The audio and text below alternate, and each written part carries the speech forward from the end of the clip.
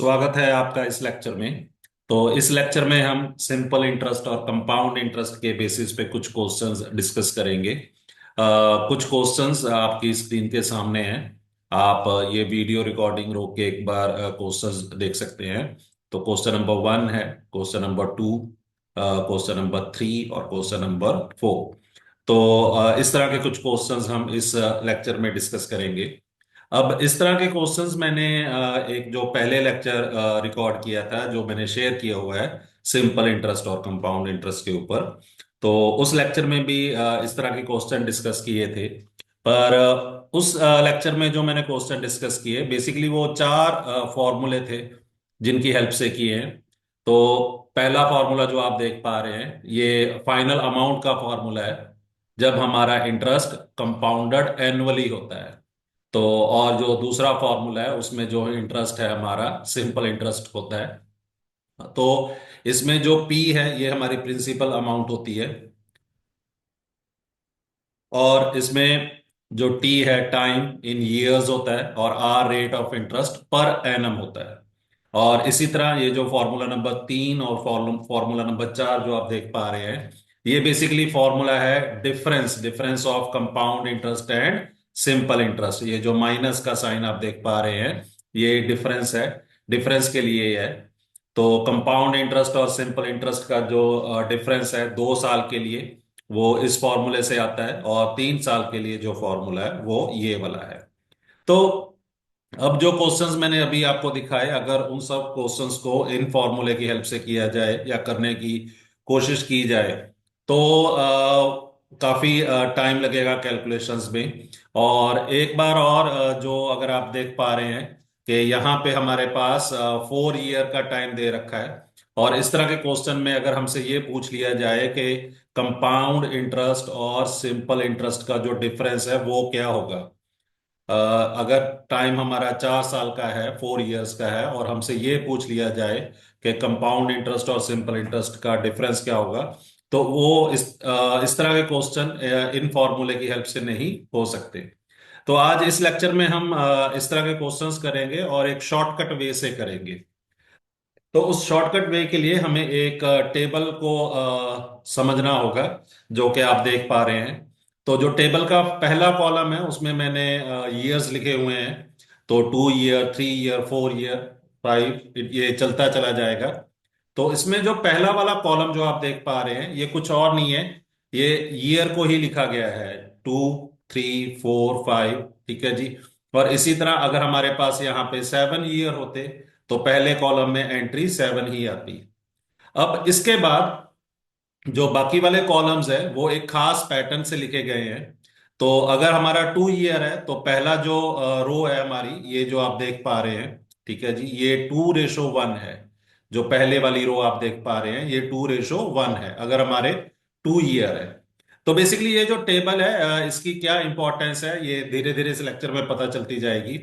और अगर हमारा टाइम 3 ईयर है, तो जो हमारी रो है वो है 3:3:1, ठीक है जी। और अगर हमारा टाइम 4 ईयर है, तो हम लिखेंगे 4:6:4:1, ठीक। तो आप ये जो रोज, मैं बात कर रहा हूं रोज और कॉलम्स की, तो कॉलम्स होते हैं, ठीक है जी। तो जो कॉलम्स हैं, ये जो वर्टिकल लाइंस आप देख, ये हैं जो है ये कॉलम्स होते हैं। और जो रोज होती हैं वो ये वाली जो आप हॉरिजॉन्टल लाइंस हैं, इनको हम रोज बोलते हैं, ठीक। तो सबसे पहले इस टेबल को जो याद रखने का जो ढंग है वो आप सुनिए जरा ध्यान से, कि अगर हमारा 2 ईयर है तो हमारी जो रो है 2:1, ठीक। और अगर हमारा 3 ईयर है, तो पहले वाली एंट्री तो 3 ही है। अब जो नेक्स्ट एंट्री आप देख पा रहे हैं वो कुछ और नहीं है, ये 2+1, ये 2 और +1 वो 3 दे रहा है, ठीक है जी। और जो अगले वाली एंट्री है उसके लिए आप 1 ही लिख रहे हैं, एंड वाला जो टर्म है वो 1 ही लिख रहे हैं। आप इसको इस तरह भी समझ सकते हैं कि इस 1 के आगे कुछ भी नहीं है, यहाँ पे कुछ भी नहीं है, नथिंग। तो 1+नथिंग दैट इज इक्वल टू 1। इसी तरह जब हमारा 3 साल का टाइम है, 3 साल का, तो हमारी जो रेशो है वो बेसिकली 3:3:3:1 है। अब अगर हम 4 साल, 3 साल से 4 साल की तरफ जाएं तो 3 ईयर, 3 ईयर से 4 ईयर, तो पहला एंट्री जो है वो तो 4 साल ही आएगी, 4 ही आएगी। अब जो नेक्स्ट एंट्री है जो यहां पे लिखी जाएगी वो मैं लिखूंगा 6। क्यों लिखूंगा? क्योंकि ये 3, ये वाला 3 और +3, मतलब कि दिस 3 + 3, ये हमें देंगे 6। ठीक है जी। इसी तरह जो यहां पे एंट्री आएगी वो आएगी ये वाला 3 और ये वाला 1, 3 + 1। ठीक है जी। तो 3 + 1 ये हमें देंगे 4। ठीक।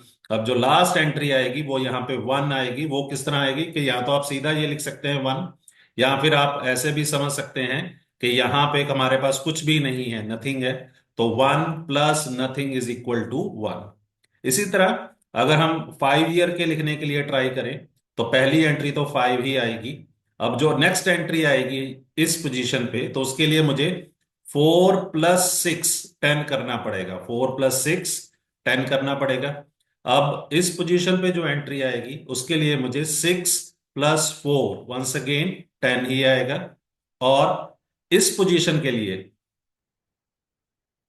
मुझे 4 + 1 मतलब कि यहाँ पे 5 आएगा। और जो लास्ट पोजीशन होगी उसके लिए आप सीधा यहाँ पे 1 लिख सकते हैं, या फिर एक बार फिर से कि यहाँ पे कुछ भी नहीं है, तो 1 + nothing मीन्स कुछ भी नहीं, 1 ही देता है। तो ये टेबल है हमारा।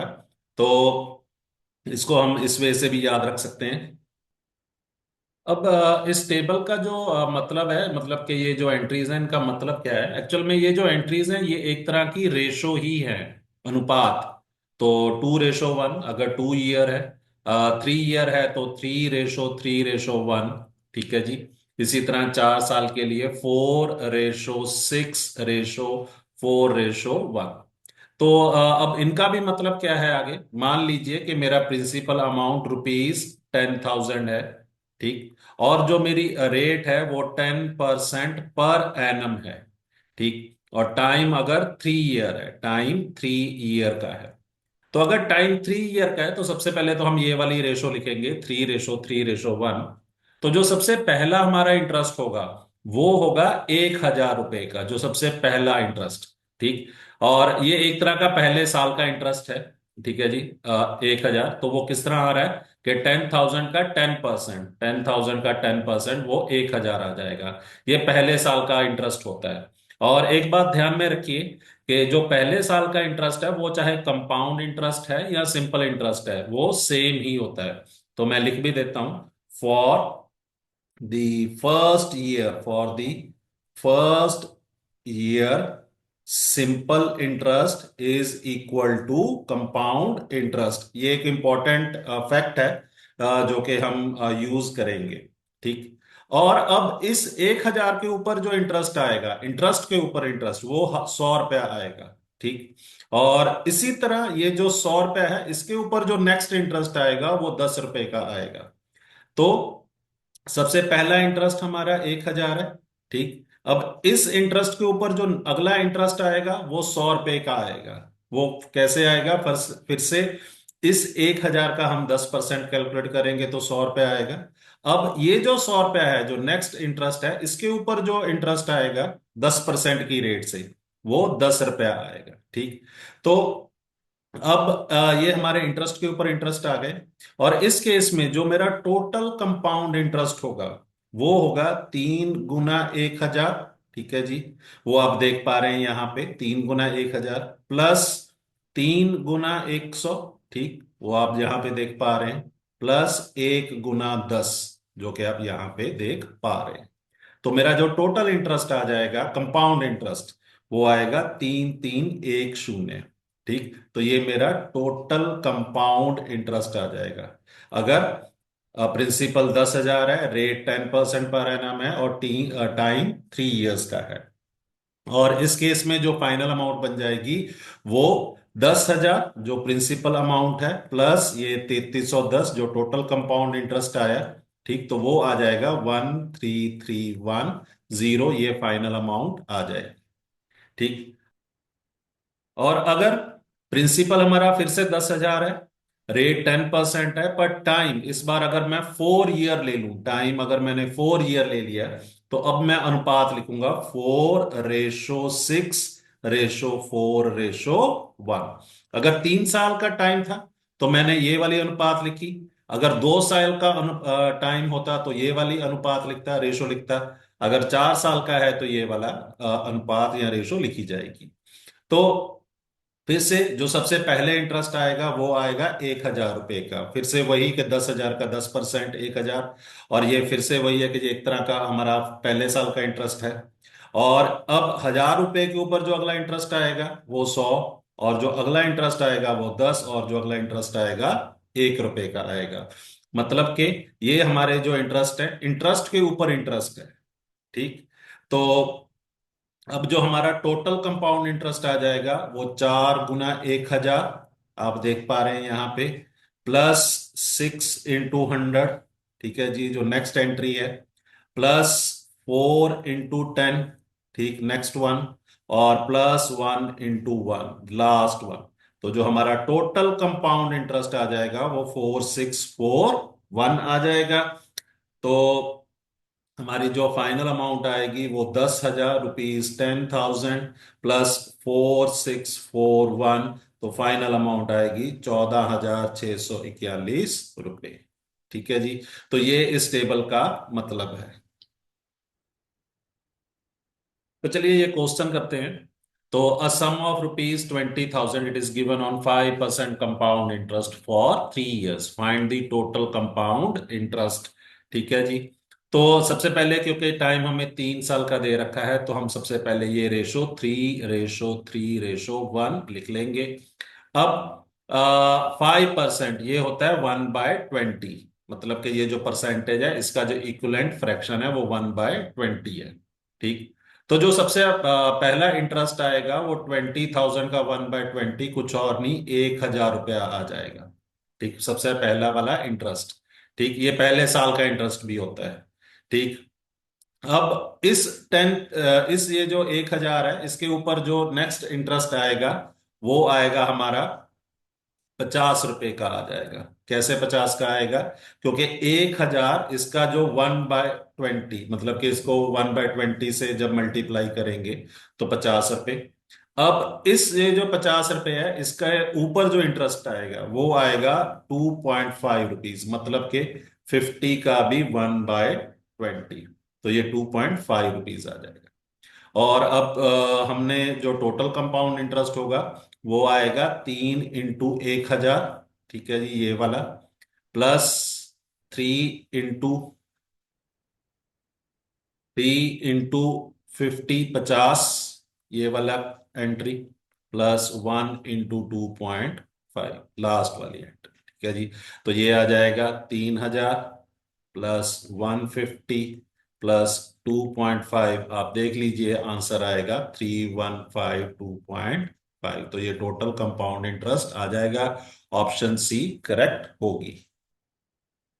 और अब what will be the difference between the simple interest and compound interest if the same sum मतलब वही 20,000 rupees is given for the same time मतलब 3 years, and for the same rate of interest जो कि है 5%। अब अगर इस question को हम बेसिक फॉर्मूले से करने की ट्राई करें तो वो जो फॉर्मूला था वो था P × R/100 whole square further × R/100 + 3। तो ये जो फॉर्मूला था ये था कंपाउंड इंटरेस्ट और सिंपल इंटरेस्ट का डिफरेंस 3 साल के लिए। ठीक। तो आप इस क्वेश्चन को इस फॉर्मूले से भी सॉल्व करने की ट्राई कर सकते हैं। तो एक्चुअल में जो हमारा आंसर आएगा 152.5 रुपीज, ये आंसर आएगा। मतलब कि ये 152.5 ये डिफरेंस होगा कंपाउंड इंटरेस्ट और सिंपल इंटरेस्ट का। तो इस तरह के क्वेश्चन मैंने पहले वीडियो में किए हैं, तो आप इसको इस मेथड से भी कर सकते हैं। पर इसका जो शॉर्टकट है वो ध्यान से देखें कि ये जो एंट्रीज हैं, लास्ट वाली जो 2 एंट्रीज है, मतलब कि पहले वाली एंट्रीज को छोड़ दें, जो पहला कॉलम है इसको छोड़ दें हम, ये पहले कॉलम को अगर छोड़ दें तो लास्ट वाली जो एंट्रीज है ये हमें डिफरेंस ही दे रही हैं। ध्यान से देखें कि ये 3 × 50 ये 150 हो जाएगा। आप देखिए यहाँ पे 150 और 1 × 2.5, ये 2.5 आ जाएगा, मतलब कि 150 + 2.5, ये वाली जो चीज है ये कुछ और नहीं है, 152.5 ही है। तो इसका मतलब कि इस टेबल में, ये जो टेबल है, अगर हम पहला कॉलम छोड़ दें, ये वाला कॉलम हम छोड़ दें, तो जो लास्ट वाली एंट्रीज है, ये जो लास्ट वाली एंट्रीज हैं, ये हमें कंपाउंड इंटरेस्ट और सिंपल इंटरेस्ट का जो डिफरेंस है वो देगी। ये इंपॉर्टेंट फैक्ट है यहाँ पे। एक और इंपॉर्टेंट फैक्ट कि इस टेबल में पहले वाले कॉलम को छोड़ दे तो जो लास्ट वाली एंट्रीज हैं, जो कॉलम्स हैं, वो हमें कंपाउंड इंटरेस्ट और सिंपल इंटरेस्ट का डिफरेंस देंगे। तो इस क्वेश्चन में हमने जो हमारे इंटरेस्ट के ऊपर इंटरेस्ट आ रहे थे वो हमने इस तरह लिखे। तो इसमें एक पैटर्न हमको नोटिस करना बहुत जरूरी है कि हमारी यहाँ पे जो प्रिंसिपल अमाउंट थी वो थी 20,000। तो जब 20,000 से हम इस वाली डायरेक्शन में आ रहे थे, मतलब कि इंटरेस्ट के ऊपर इंटरेस्ट कैलकुलेट कर रहे थे, तो हम 1/20 से मल्टीप्लाई कर रहे थे या फिर 20 से डिवाइड कर रहे थे। और ये 1/20 कहाँ से आ रहा था? ये रेट ऑफ इंटरेस्ट से आ रहा था। ठीक। और अगर हमने उल्टी डायरेक्शन, मतलब कि रिवर्स डायरेक्शन में जाना हो, मतलब कि इस डायरेक्शन से इस डायरेक्शन को जाना हो, तो हमें 20 से मल्टीप्लाई करना पड़ेगा। तो मतलब कि 2.5, इसको 20 से मल्टीप्लाई करेंगे तो 50 आ जाएगा। 50 को 20 से मल्टीप्लाई करेंगे तो 1000 आ जाएगा। और 1000 को अगर 20 से मल्टीप्लाई करेंगे तो प्रिंसिपल अमाउंट, जो हमारी प्रिंसिपल अमाउंट है, वो 20,000 आ जाएगी। मतलब कि अगर हमारा लास्ट वाला इंटरेस्ट 2.5 था, लास्ट वाला इंटरेस्ट के ऊपर जो इंटरेस्ट, मतलब कि लास्ट वाला इंटरेस्ट के ऊपर इंटरेस्ट 2.5 था, तो उसको 20 से मल्टीप्लाई किया तो 50, मतलब कि जो दूसरे वाला इंटरेस्ट है वो आ जाएगा, इंटरेस्ट के ऊपर इंटरेस्ट। और इसी तरह क्रमवार चलते हुए। और फिर से ये जो 20 था ये हमारा रेट ऑफ इंटरेस्ट से आ रहा था। तो ये फैक्ट भी एक इंपॉर्टेंट है जो हम आगे यूज करेंगे। और ये भी यूज करेंगे कि ये जो पहले वाला जो हमारा इंटरेस्ट है, इससे अगर हमने प्रिंसिपल अमाउंट की तरफ जाना है, इंटरेस्ट से प्रिंसिपल अमाउंट की तरफ जाना है, तो इसको भी आगे 20 से ही मल्टीप्लाई किया था हमने। ठीक। तो इस क्वेश्चन में हमने प्रिंसिपल अमाउंट फाइंड आउट करनी है। Rate of interest 14.28% per annum, time 3 साल का, और ये जो कंपाउंड इंटरेस्ट और सिंपल इंटरेस्ट का डिफरेंस है वो 880 रुपीज दे रखा है। तो सबसे पहले, क्योंकि टाइम हमारा 3 साल का है, तो मैं ये रेशो लिखूंगा 3:3:1।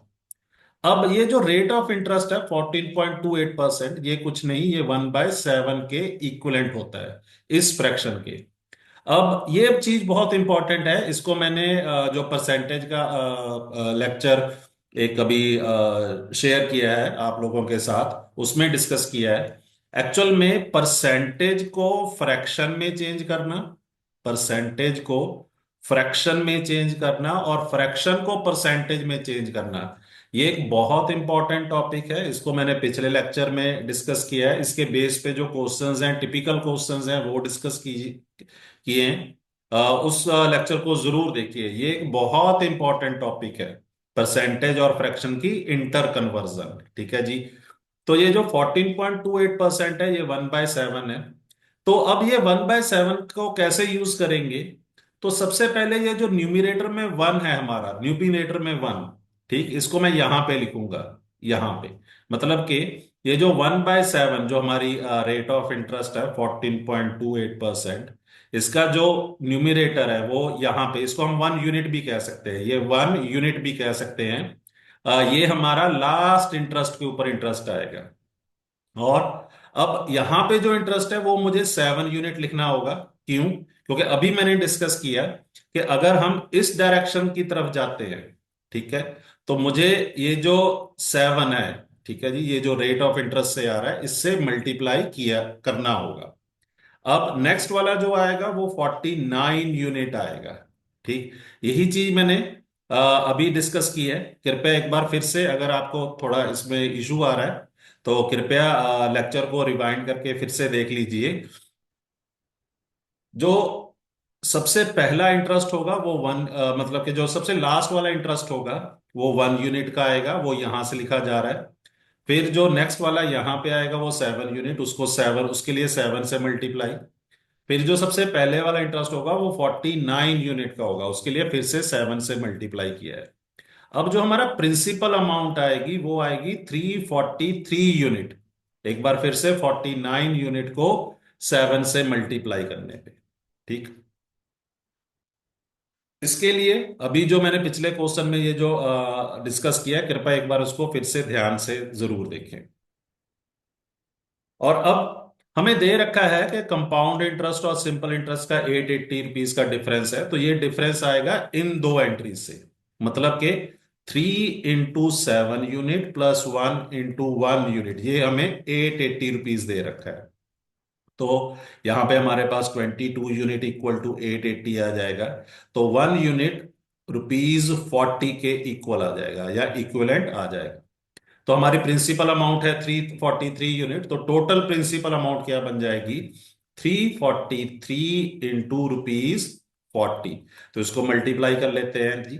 तो 0, और यहाँ पे 2 आ जाएगा, 1 7, तो यहाँ पे 13 आ जाएगा। तो 1372 मतलब के ऑप्शन बी करेक्ट हो जाएगी। और अगर इसी क्वेश्चन में हमें टोटल कंपाउंड इंटरेस्ट पूछा गया होता है, इसी क्वेश्चन में टोटल कंपाउंड इंटरेस्ट, तो उसके लिए कुछ और नहीं, 3 × 49 unit plus 3 × 7 unit plus 1 × 1 unit, हमने ये कैलकुलेट करना था। ठीक। तो इसमें हमारे पास आ जाएगा, तो इसमें हमारे पास टोटल कंपाउंड इंटरेस्ट आ जाएगा 147 unit plus 21 unit plus 1 unit equal to 169 unit. और 1 यूनिट हमारा ₹40 आया, वो कहाँ से आया? इस फैक्ट से आया कि हमारा जो डिफरेंस ऑफ कंपाउंड इंटरेस्ट है और सिंपल इंटरेस्ट वो 880 रुपीज है। तो यहाँ पे 1 यूनिट की वैल्यू जब हम डाल देंगे तो टोटल कंपाउंड इंटरेस्ट 169 × 40 रुपीज आ जाएगा। चलिए, अब next question. If the difference between compound interest and simple interest on a sum of money for 3 years at 5% per annum is 122, find the sum. Sum मतलब के प्रिंसिपल अमाउंट हमने निकालनी है। तो फिर से क्योंकि टाइम 3 साल का दे रखा है, तो सबसे पहले हम रेशो लिखेंगे 3:3:1। ठीक। और हमें रेट ऑफ इंटरेस्ट 5% दे रखा है, और ये 5% कुछ नहीं 1/20 होता है। अब ये 1/20 हम किस तरह यूज करेंगे? तो ये जो 1 है, न्यूमिरेटर में 1 है, ये हमारा लास्ट वाला इंटरेस्ट बनेगा 1 यूनिट। अब यहां पे जो इंटरेस्ट लिखा जाएगा वो 20 यूनिट का लिखा जाएगा। क्यों? क्योंकि ये रेट ऑफ इंटरेस्ट 1/20 है। और यहां पे जो इंटरेस्ट लिखा जाएगा वो 400 यूनिट का।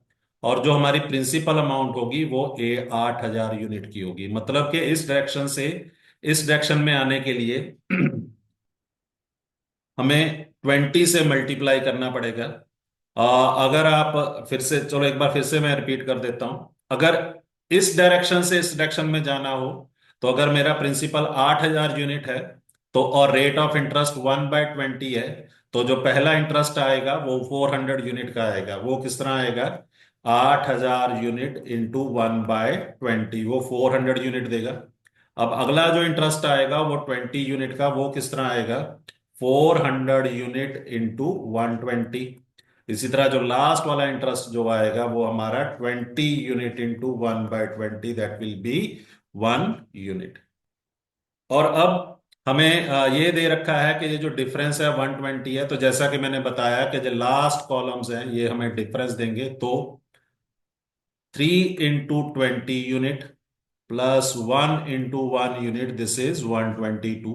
तो यहां से हमारे पास 61 यूनिट 122 आ जाएगा। तो 1 यूनिट ₹2 के इक्वल आ जाएगा। और अगर 1 यूनिट ₹2 का है, तो ये हमारी प्रिंसिपल अमाउंट है 8,000 यूनिट। तो ये टोटल अमाउंट हमारी बन जाएगी 16,000, मतलब कि 1 यूनिट हमारा ₹2 का है।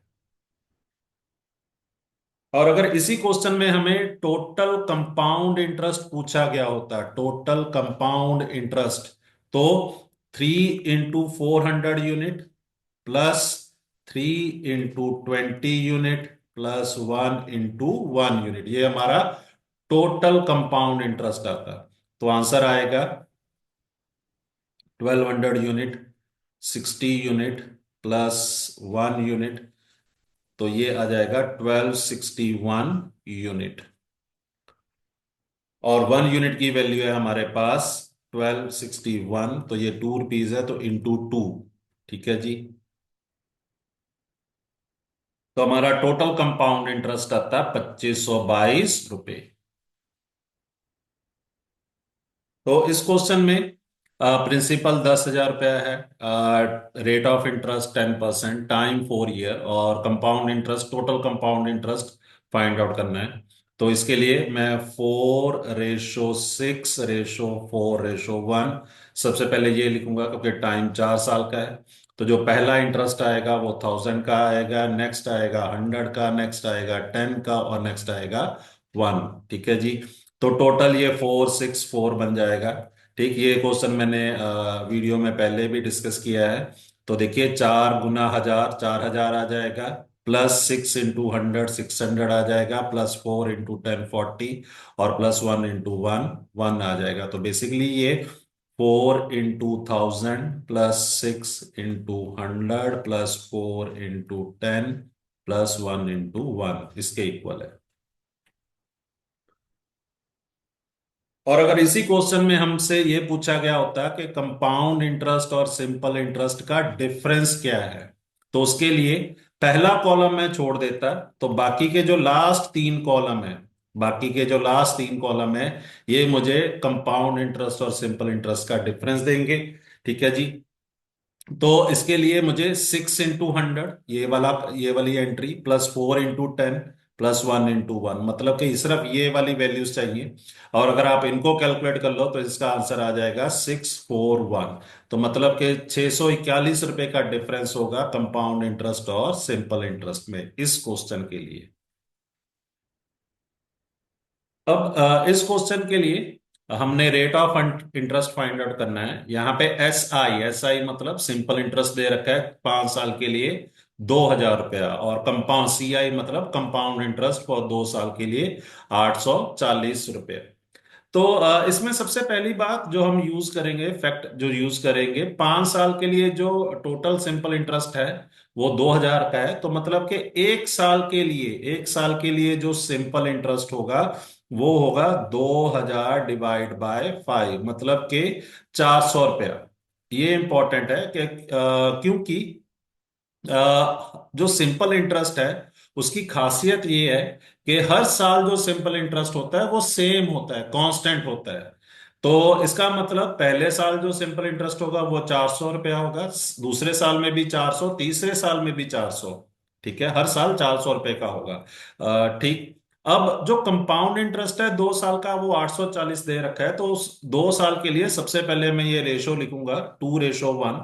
और यहां पे मैं 400 लिख सकता हूं। 400 क्यों लिख सकता हूं? क्योंकि जैसा मैंने पहले भी बताया कि जो पहले साल का इंटरेस्ट होता है, चाहे वो सिंपल इंटरेस्ट हो या कंपाउंड इंटरेस्ट हो, तो वो सेम ही होता है। तो यहां पे मैं 400 लिख सकता हूं। और ऑब्वियसली तो अब यहां पे जो एंट्री आएगी वो 40 आएगी। ऐसा क्यों आएगा, ऐसा क्यों होगा? तो देखिए, ये 2 × 40, सॉरी 2 × 400, ये मुझे 800 रुपया दे देगा। ठीक है जी। तो 800 में प्लस इंटू क्या मैं ऐड करूं कि मेरा टोटल जो कंपाउंड इंटरेस्ट है वो 840 हो जाए। सिंपल सी बात है कि मेरा टोटल कंपाउंड इंटरेस्ट 2 साल के लिए 840 है। तो यहां पे मेरे पास टोटल 840 आएगा। ये जो 800 है ये 2 × 400 है, प्लस 1 क्या आना चाहिए कि 840। तो नेचुरल सा आंसर है कि यहाँ पे 40 आना चाहिए। अब जो पहले साल का इंटरेस्ट है 400 है, अगला वाला जो इंटरेस्ट है वो 40 है। तो हम रेट ऑफ इंटरेस्ट खुद ही देख सकते हैं कि रेट ऑफ इंटरेस्ट कुछ और नहीं, 10% ही होना चाहिए। मतलब कि 400 का जो 10% होगा वो मुझे 40 देगा। तो मतलब कि मेरा ऑप्शन डी करेक्ट होगा। और इसी क्वेश्चन में अगर हमसे प्रिंसिपल अमाउंट पूछ ली जाती, तो वो प्रिंसिपल अमाउंट कुछ और नहीं, 4000 रुपया ही आती। ठीक, क्योंकि मुझे 400 से इधर को जाना है तो 400 को 10 से मल्टीप्लाई करूंगा। ठीक। तो एक बार फिर से मेरा प्रिंसिपल अमाउंट 4,000 क्यों आएगा? क्योंकि 4,000 का 10% पहला इंटरेस्ट 400, 400 का 10% अगला इंटरेस्ट 40। ठीक है जी, तो इसी वजह से मेरा जो प्रिंसिपल है वो 4,000 रुपया होगा। और अगर इसी क्वेश्चन में हमसे पूछ लिया जाता है कि कंपाउंड इंटरेस्ट और सिंपल इंटरेस्ट का जो डिफरेंस है फॉर 2 इयर्स, फॉर 2 इयर्स जो सिंपल इंटरेस्ट और कंपाउंड इंटरेस्ट का डिफरेंस है वो मेरा इस कॉलम से आता है। ठीक है जी, तो 1 into 40। ठीक है, तो मतलब कि 40 रुपीज का डिफरेंस होता है कंपाउंड इंटरेस्ट और सिंपल इंटरेस्ट का, अगर ये 2 साल के लिए होता। और इस चीज को हम बहुत इजीली वेरीफाई भी कर सकते हैं। क्यों? क्योंकि हर साल का जो सिंपल इंटरेस्ट है वो 400 रुपया है, 2 साल का जो सिंपल इंटरेस्ट आएगा वो 800 रुपया आएगा, और 2 साल का जो कंपाउंड इंटरेस्ट है वो 840 है। तो 840 माइनस 800 वो हमें 40 रुपया ही देगा। अब इस क्वेश्चन में sum doubles in 4 years at compound interest, in how many years will this sum becomes 4 times the original sum if the interest is compounded annually. तो यहाँ पे हमारे पास ये है कि 2p is equal to p 1 + r/100, और यहाँ पे टाइम जो है हमारा वो 4 year का है। क्यों ऐसा लिख रहा हूं? क्योंकि ये जो ओरिजिनल सम प्रिंसिपल अमाउंट है ये डबल हो रही है, ये डबल हो रही है 4 साल में। ठीक, तो इसमें मैं दोनों साइड पहले तो p कैंसिल कर लूंगा, और क्योंकि मुझे यहाँ पे 4 टाइम्स चाहिए, यहाँ पे 4 टाइम्स चाहिए, तो दोनों साइड में रेज टू पावर 2 कर दूंगा, तो दोनों साइड में रेज टू पावर 2 कर दूंगा। तो 2 रेज टू पावर 2 4 आ जाएगा, तो फिर से यहाँ पे 1 + r/100।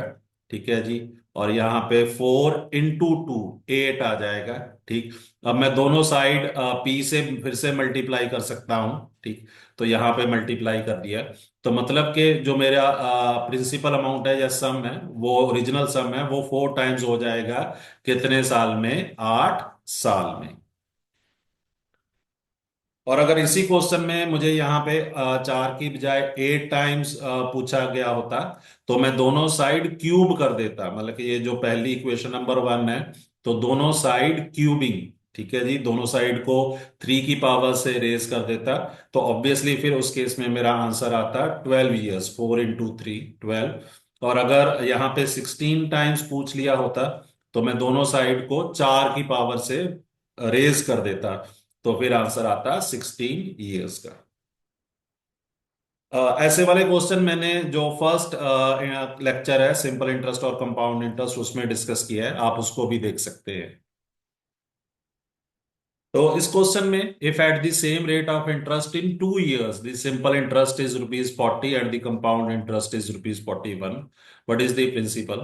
तो फिर से क्योंकि ये 2 साल का है तो मैं रेशो लिख सकता हूं 2:1। ठीक, तो क्योंकि अब 2 साल के लिए सिंपल इंटरेस्ट ₹40 है, तो हर साल के लिए तो इन सिंपल इंटरेस्ट ₹20 होगा। पर्टिकुलरली जो पहला साल होगा उसमें भी जो सिंपल इंटरेस्ट होगा वो ₹20 का होगा, क्योंकि 40/2 20, तो पहले साल का जो सिंपल इंटरेस्ट या कंपाउंड इंटरेस्ट वो 20 होगा। अब क्योंकि हमें जो कंपाउंड इंटरेस्ट है वो ₹41 दे रखा है, तो इसका मतलब यहाँ पे जो एंट्री आएगी वो ₹1 की ही आएगी।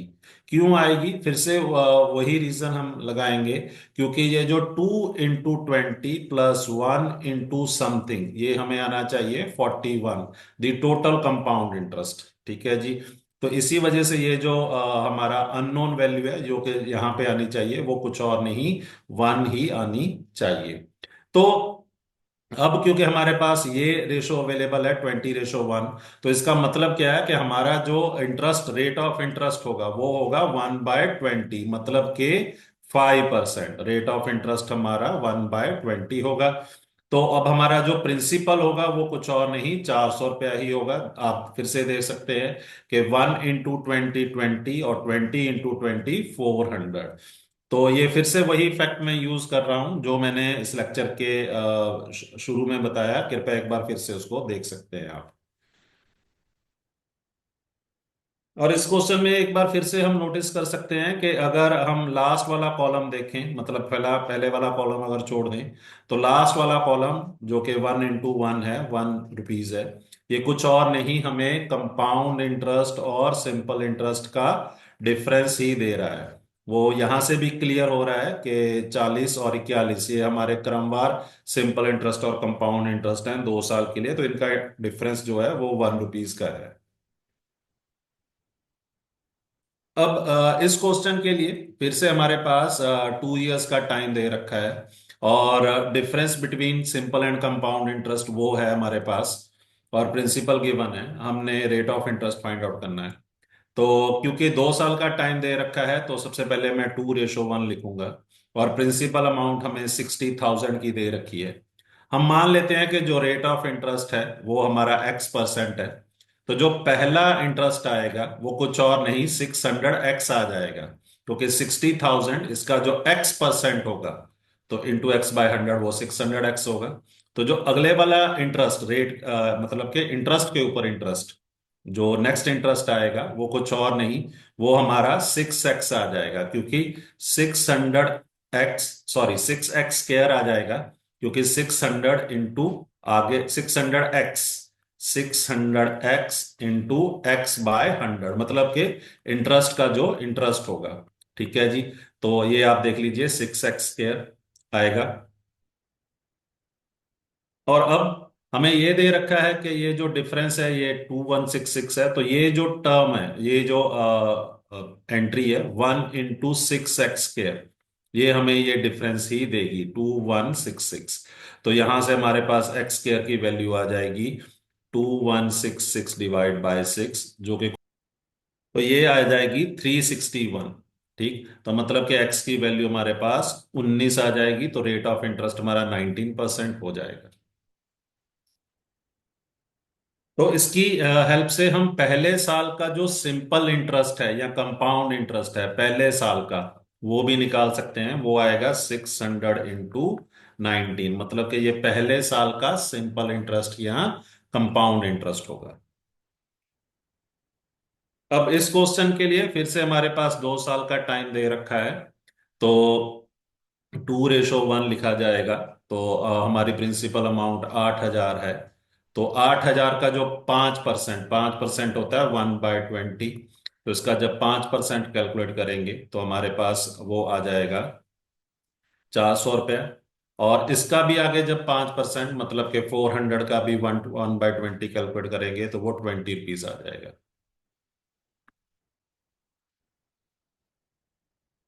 तो हमारा जो टोटल कंपाउंड इंटरेस्ट आ जाएगा वो 2 इंटू 400 प्लस 1 इंटू 20, मतलब कि 800 प्लस 20, 820 आ जाएगा।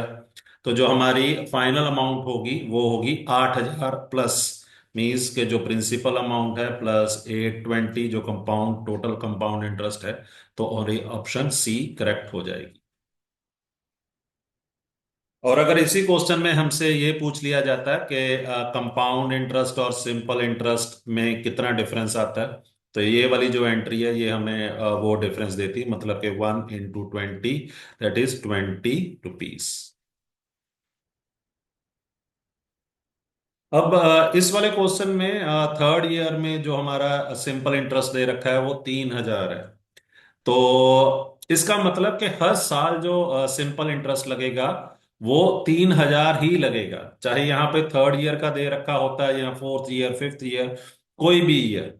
ठीक है, अगर एक साल का सिंपल इंटरेस्ट 3,000 है तो हर साल का सिंपल इंटरेस्ट 3,000 ही होता है।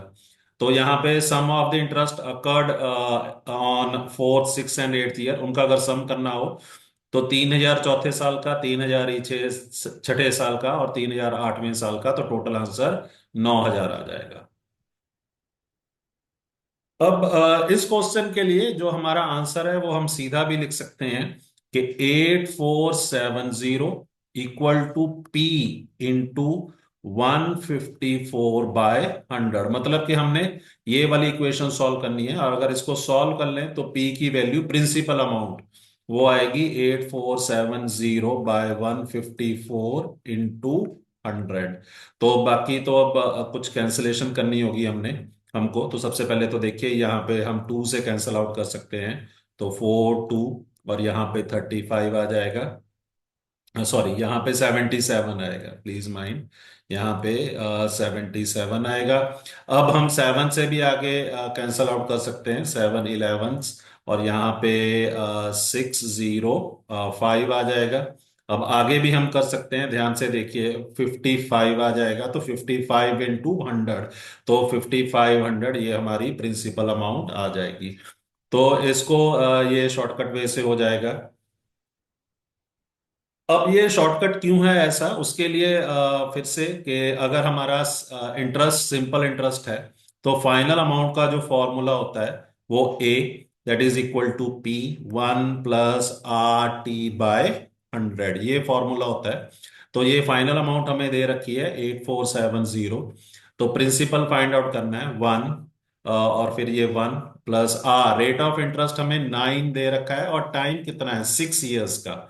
ठीक है जी, तो 6 इयर्स का, तो 9 × 6/100। ठीक है। तो इसको अगर आप ध्यान से देखें, ये कुछ और नहीं है, वही इक्वेशन बन जाएगी, 1 + 54/100। और यहाँ पे अगर आप एलसीएम ले लें, सॉरी, ये डिनोमिनेटर 1 करके एलसीएम लें, तो ये आपको कुछ और नहीं देगा, 154/100 ही देगा, जो कि मैंने पहली इक्वेशन लिखी थी। और इसमें भी एक और फैक्ट यूज कर रहे हैं हम, क्योंकि हर साल का जो रेट ऑफ इंटरेस्ट है 6 इयर्स 6% का है, तो 9 साल का जो टोटल रेट ऑफ इंटरेस्ट होगा वो 54 होगा। रिपीट कर रहा हूं, क्योंकि ये हर साल का जो रेट ऑफ इंटरेस्ट 6% है, तो हर साल का जो नौ नौ साल का जो 9 साल का रेट ऑफ इंटरेस्ट हो जाएगा, टोटल रेट ऑफ इंटरेस्ट 54 हो जाएगा। अगर आप इसको इस वे से समझ लेते हैं, तो भी आप ये वाली इक्वेशन के जो हमारी फाइनल अमाउंट है वो होगी प्रिंसिपल अमाउंट का 154% होगी। ठीक है जी, तो इस वे से भी आप इसको समझ सकते हैं। तो आज के लिए इतने ही क्वेश्चंस हम डिस्कस करेंगे। धन्यवाद आप सबका।